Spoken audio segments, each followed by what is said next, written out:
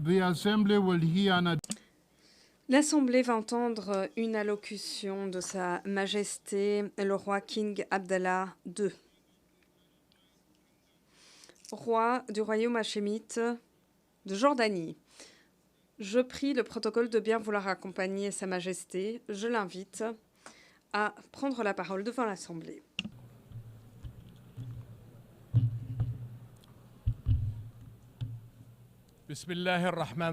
Au nom de Dieu, le clément et le miséricordieux, Monsieur le Président, Monsieur le Secrétaire général, Excellences,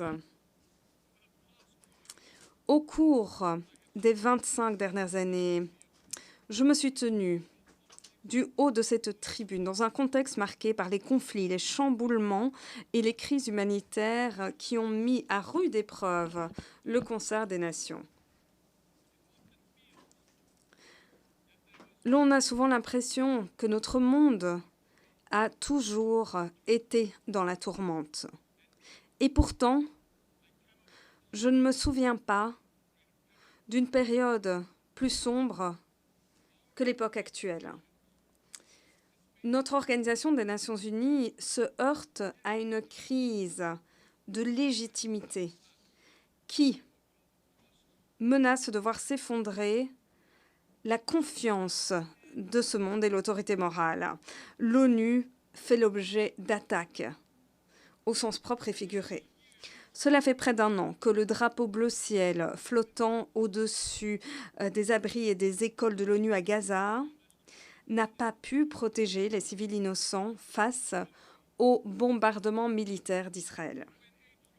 Les camions humanitaires de l'ONU sont immobilisés à quelques kilomètres de Palestiniens qui meurent de faim.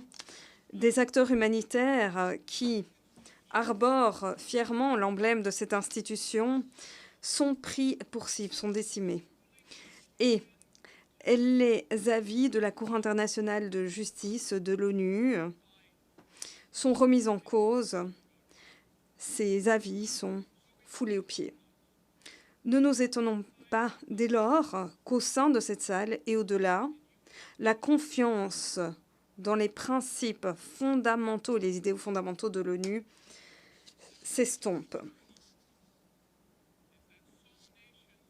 La dure réalité, aux yeux de l'opinion publique, c'est que certains États s'estiment être au-dessus du droit international, que la justice mondiale ploie face à la puissance et que les droits humains sont sélectifs.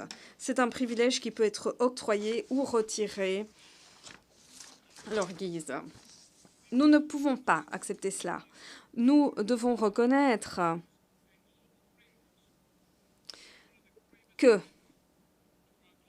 qu'affaiblir nos institutions internationales, nos cadres mondiaux, constitue la plus grave menace pesant sur la sécurité de notre monde. Si nous ne sommes pas des nations unies dans la conviction que tous les peuples sont égaux en droit, en dignité, en valeur, et que tous les pays sont égaux devant la loi, alors quel genre de monde allons-nous léguer aux générations futures?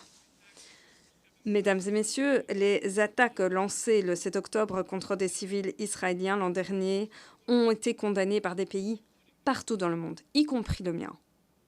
Mais l'ampleur inédite de la terreur semée à Gaza depuis ce jour ne saurait être justifiée. Les attaques du gouvernement israélien ont fait le plus de morts en un temps record, le plus de personnes mourant de faim en raison de la guerre, le nombre le plus élevé d'enfants amputés et des degrés sans précédent de destruction. Le gouvernement israélien a tué plus d'enfants, plus de journalistes, plus d'acteurs humanitaires, plus de personnel soignant que dans toute autre guerre de mémoire récente. N'oublions pas non plus les attaques perpétrées en Cisjordanie, où, depuis le 7 octobre, le gouvernement israélien a tué plus de 700 Palestiniens, parmi lesquels figuraient 160 enfants. Les Palestiniens dans les centres de détention israéliens sont au nombre de 10 700, dont 400 femmes et 730 enfants. 730 enfants. Plus de 4 000 Palestiniens ont été forcés de quitter leur foyer et leur terre. La violence de la part des colons armés monte en puissance. Des villages entiers ont dû être déplacés. Et à Jérusalem, des violations flagrantes du statu quo historique et juridique sur les lieux saints musulmans et chrétiens se poursuivent sans relâche sous la protection et l'encouragement de membres du gouvernement israélien. Que les choses soient claires. Cela se passe en Cisjordanie, pas à Gaza. Près de 42 000 Palestiniens ont trouvé la mort depuis le 7 octobre. Alors faut-il s'étonner que tant de personnes s'interrogent? Comment cette guerre ne peut-elle pas être perçue comme une prise pour cible délibérée des Palestiniens? Le degré de souffrance des civils ne peut être présenté comme des dégâts collatéraux inévitables. Moi, je suis un militaire, j'ai grandi dans une région qui connaît trop bien les conflits. Mais je n'ai jamais rien vu d'une telle ampleur que cette guerre et la violence qui fait rage depuis le 7 octobre. En l'absence de reddition de comptes à l'échelle internationale, les horreurs se répètent, sont normalisées, menaçant de faire advenir un avenir dans lequel tout pourrait être permis, où que ce soit dans le monde. Est-ce vraiment ce que nous souhaitons? L'heure est venue de veiller à protéger le peuple palestinien. Il s'agit là d'une obligation morale incombant à la communauté internationale que de mettre en branle un mécanisme de protection des Palestiniens dans l'ensemble des territoires occupés.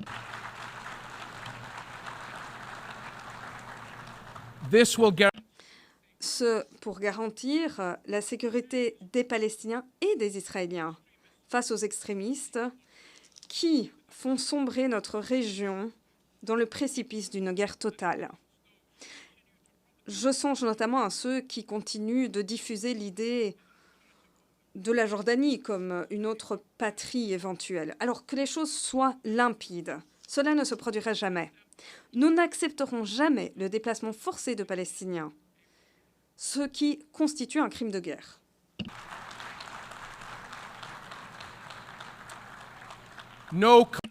Aucun pays de la région ne sortira gagnant de cette escalade. Cela a éclaté au grand jour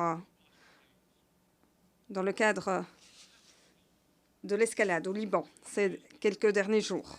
Cela doit cesser. Cela fait des années que le monde arabe a tendu la main à Israël par le biais de l'initiative de paix arabe, offrant une pleine reconnaissance et la normalisation des relations en échange de la paix. Mais les différents gouvernements israéliens, enhardis par des années marquées par l'impunité, ont rejeté la paix, ont privilégié la confrontation.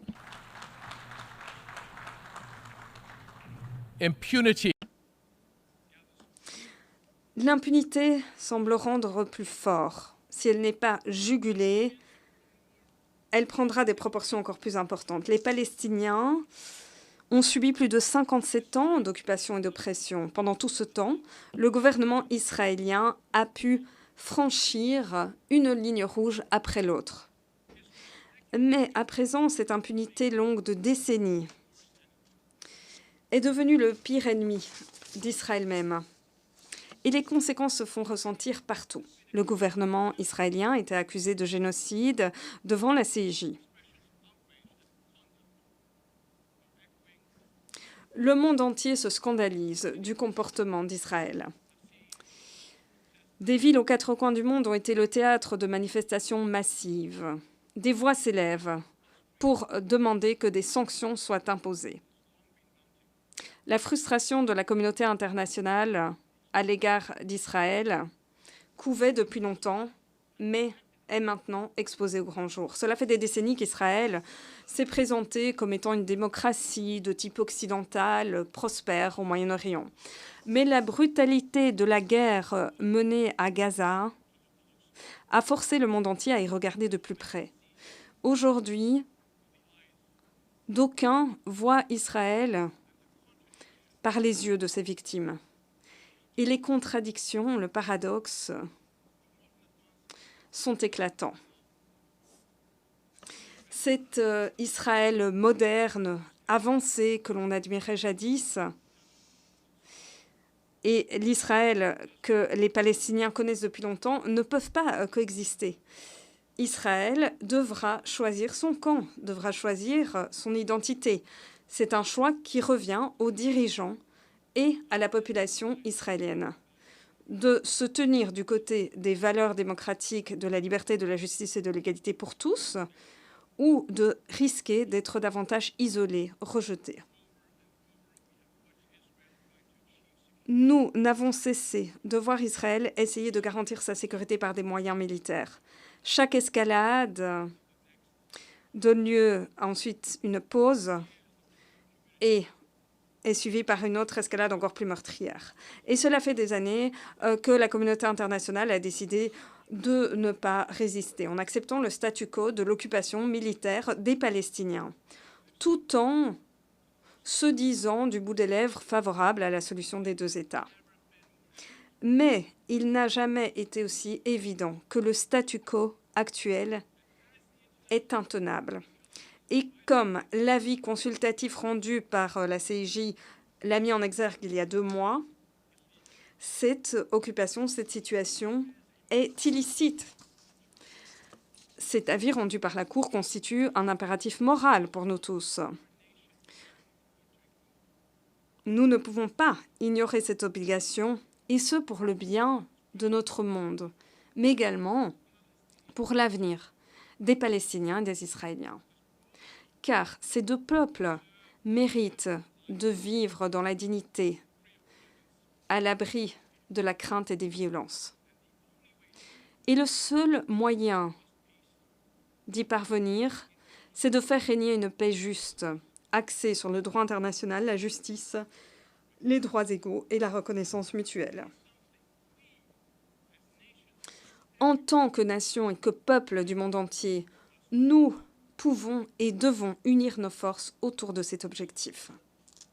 Excellence, les yeux du monde entier sont rivés sur nous. L'histoire nous jugera à l'aune du courage dont nous ferons montre. Et ce n'est pas seulement les générations futures qui nous demanderont des comptes, mais bien les générations actuelles également, qui estimeront si, en tant qu'Organisation des Nations Unies, nous avons succombé à l'inaction ou si nous nous sommes battus pour défendre les principes consacrés par cette institution. À l'heure actuelle, ils se demandent si nous allons rester les bras croisés alors que nous voyons des parents perdre leurs enfants, des médecins voient leurs patients mourir en raison de manque d'équipement médical et qu'encore plus d'innocents périssent parce que le monde entier n'a pas agi. Cette guerre doit cesser, les otages, les détenus doivent pouvoir rentrer chez eux, mais chaque jour de plus est un jour de trop pour bien trop de personnes.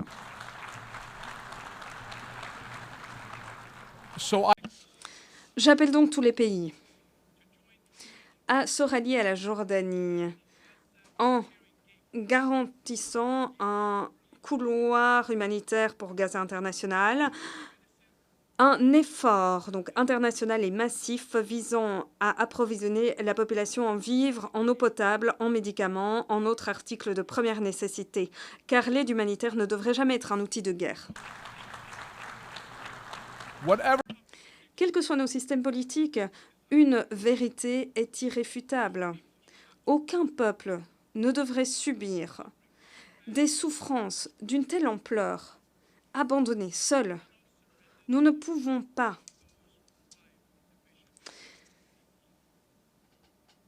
mettre notre destinée dans les mains de ceux qui promeuvent les dissensions et le conflit. J'exhorte toutes les nations qui ont une conscience à s'unir avec la Jordanie ces prochaines semaines. Alors qu'une année s'est écoulée quasiment depuis cette guerre, notre monde n'a pas été à la hauteur sur le plan politique, mais notre humanité ne peut abandonner le peuple de Gaza plus longtemps encore. Et je reprends ici les propos de mon père, il y a 64 ans, à la 15e session de l'Assemblée générale, en priant pour que ce concert des nations puisse mobiliser son courage pour prendre des décisions sages et déterminées et agir pour mettre fin à cette crise.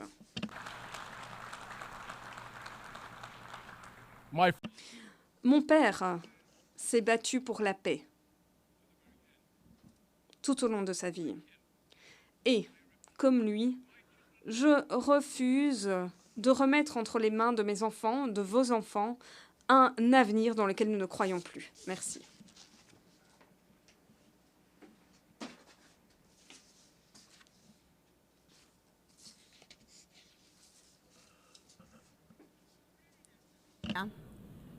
Au nom de l'Assemblée générale, remercie le roi du royaume hachémite de Jordanie.